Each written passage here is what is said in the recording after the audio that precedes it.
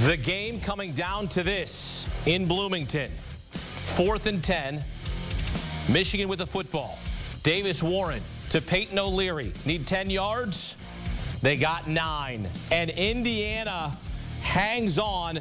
You see Michigan wanting a better spot of the football. They don't get it.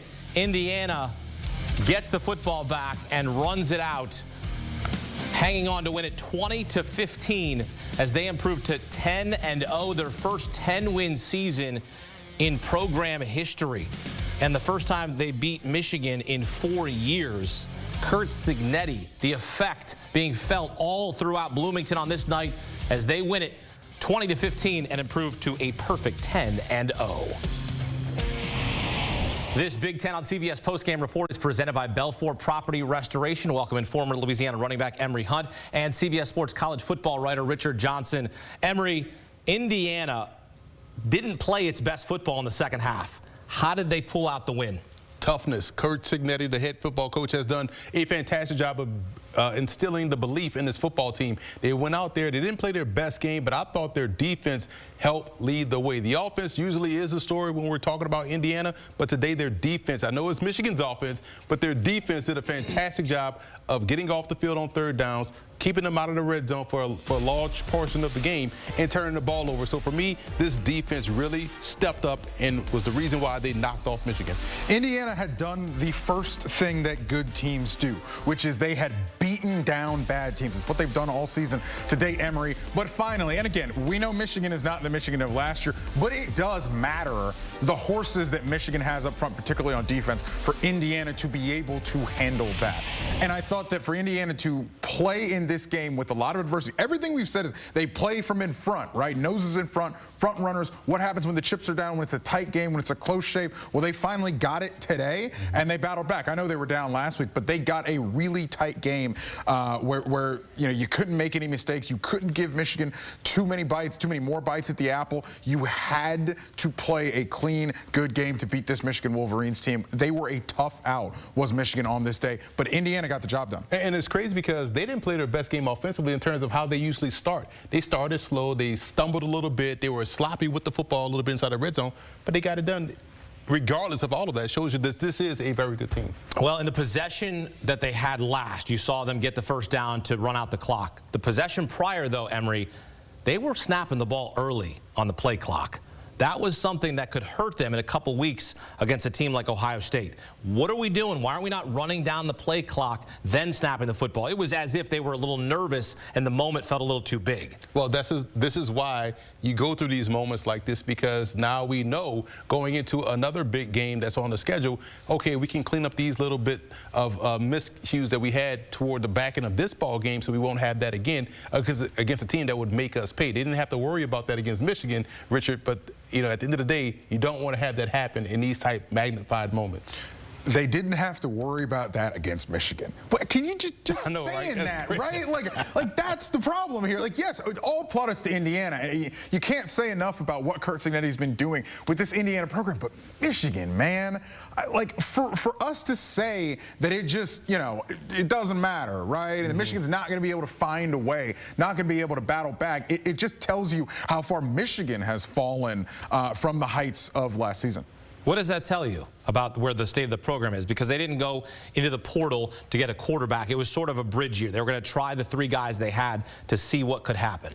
I always question recruiting efforts, and you used to have, I'm an old school guy, you used to have, okay, we lost this guy, we got another guy coming in, especially at those programs. Shocked at the level of lack of depth at these recruiting programs. You can't do that anymore, though. You can't stash, right? If I'm a QB3, more than likely, I'm getting out of here. I want to go play somewhere. And look, I don't put it so much on Sherrone Moore and that Michigan staff because of what happened, right? You go to the national championship game, you're tied up until January 20th. By the time Jim Harbaugh leaves on January 24th, there aren't any good quarterbacks in the portal left. They are all signed, sealed, delivered to their new schools. Most of them were enrolled at their new schools by that time. So I understand you say, hey, I think we've got what we need.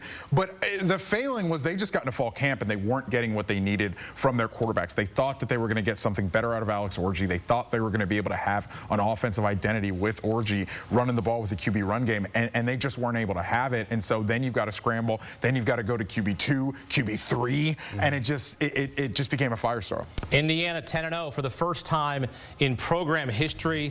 The fans in Bloomington having themselves a night. Congratulations, seriously, to that program. It's a new era of football in Bloomington with Curt Cignetti now 10-0, but their toughest test coming in 2 weeks against Ohio State, a team they haven't beaten since 1988. They've lost 27 in a row to the Buckeyes. They have to go to Columbus.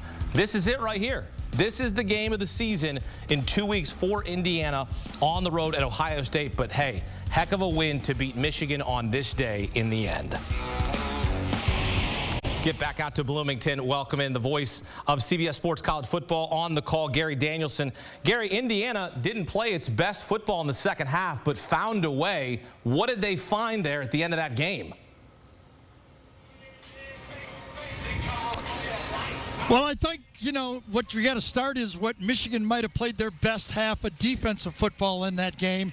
And you could feel the pressure. I mean, IU playing under pressure. You're 9-0. I mean, they know the coach called out Michigan, okay? That was the talk, and they had to do the walk, and it was a little tougher. And Michigan defense manned up. They brushed the passer. It was tough. Every yard was earned. I thought playing under pressure to win a championship, they came through. As Coach said, it wasn't pretty, but they earned it. Yeah, what does that say about them to be able to absorb that? Their most physical half of the year, and IU stuck in there. Yeah, what does that say, Gary, about them to be able to absorb that? I mean, you know, the football team, yes, I think you're right. I mean, you play a pressure football game. We've seen this forever. You know, college football, the Alabamas, the Ohio States, the teams that win these national championships, there's always 2 or 3 games that you're going to come into and you're going to have to gut it out. And IU gutted out this game. Indeed, they did. They only scored 3 points in the second half.